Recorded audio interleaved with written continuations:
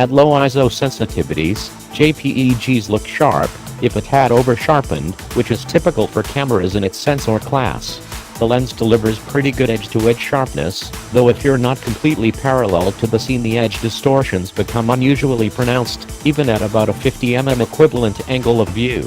Depending upon the light, JPEGs are usable through ISO 1600, beyond that the photos become visibly noisy and mushy from noise reduction, though they retain enough detail up through ISO 6400 that you might find them acceptable.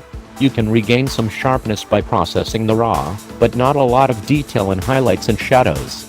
As with the G7X, the video looks good, with few artifacts, but not terribly sharp compared to competitors with 4K support. In JPEGs, you can start to see some smudging in just slightly out of focus areas at ISO 400. By ISO 800 there are obvious processing artifacts, but that's common for the 1-inch sensors. The automatic white balance under our test LED lights biases a little to purple, though it's within acceptable limits overall. Like many cameras with 1-inch sensors, you don't have a lot of dynamic range to recover blown-out highlights or dark shadows. The G5 X did manage to pull back the sky and recover detail in the highlight areas on the building, but as is typical, the clouds go gray-brown. Canon pushes the color saturation in its default settings, rendering some slight hue shifts in the reds.